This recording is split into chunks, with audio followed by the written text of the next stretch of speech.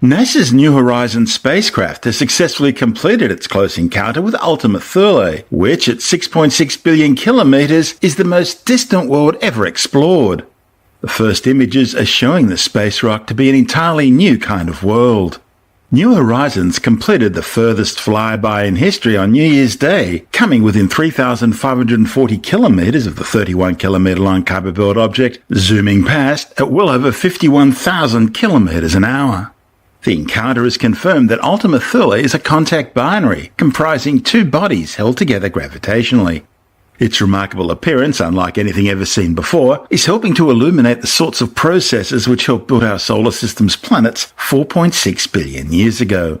Officially catalogued as 2014 MU69, Ultima Thule is one of tens of thousands of frozen worlds, comets and icy debris which circle the Sun out beyond the orbit of Neptune in a dark, little-understood region of the solar system called the Kuiper Belt.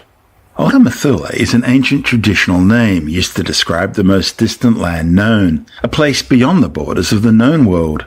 To the ancient Greeks and Romans, it was the name often used to refer to Iceland or Greenland, with the remote Orkney and Shetland Islands also often referred to as Ultima Thule in medieval times.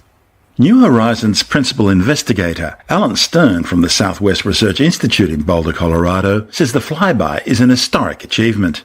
He says never before has any spacecraft team tracked down such a small body at such a high speed and so far away in the abyss of space. In the process, Stern says New Horizons has set a new bar for state-of-the-art spacecraft navigation. There are 7 scientific instruments aboard New Horizons. These include 2 plasma instruments, a radio experiment, a UV spectrometer, and 2 different kinds of high-resolution camera systems, recording images, spectra, and chemical composition of this distant world.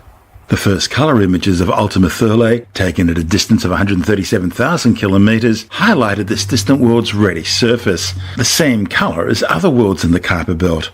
The new images, taken from around 27,000 kilometres on approach, have revealed Ultima Thule to be 2 connected spheres.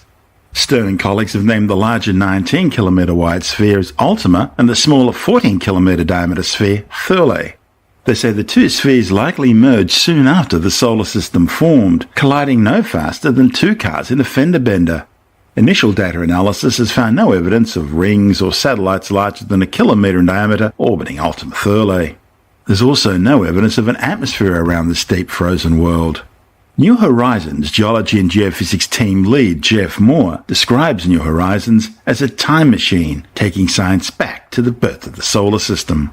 He says it's providing a physical representation of the beginning of planetary formation, frozen in time. Moore says studying Ultima Thule is helping scientists understand how planets form.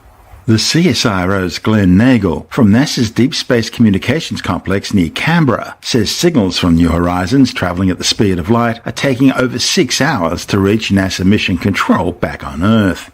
However, data transmissions are being paused for a week or so as the spacecraft passes behind the Sun as seen from Earth. Nagel says when transmissions resume, it'll mark the start of a 20-month-long download session for the spacecraft's remaining scientific treasures.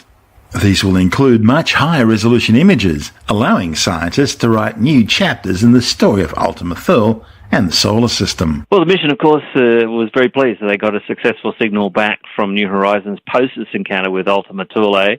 And now, of course, all the information that is being streamed back from the spacecraft with those first images and all sorts of other information coming from the instruments on board the spacecraft. Got a bit of a problem coming up, haven't you? Because from our point of view here on Earth, Ultima Thule is almost on the other side of the Sun right now. So the Sun's going to be in the way between us and New Horizons. Yes, so for several days, the spacecraft, from our point of view, will actually start passing behind the Sun, and we'll be out of contact from a commanding and from a receiving point of view for a few days.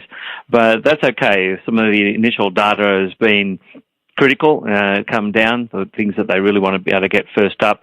We have 20 months to download all the data from the spacecraft. So this is very much along similar lines to what happened with the Pluto flyby, where the spacecraft needs to focus its attention on the target, and then when it's done that, it changes its orientation towards Earth and then slowly starts to drip feed that information, both because of the power on the spacecraft and also because of the distance. Yes, so the information coming back from New Horizons is literally, as you say, trickling down at anywhere between half to 1 kilometre kilobyte per second. So it actually takes an enormous amount of time to be able to get each file back from the spacecraft, and the accumulated time over all the tracking opportunities we'll have with New Horizons over the next 20 months or so will take that long to get back the maybe accumulated as much as 50 gigabytes of data.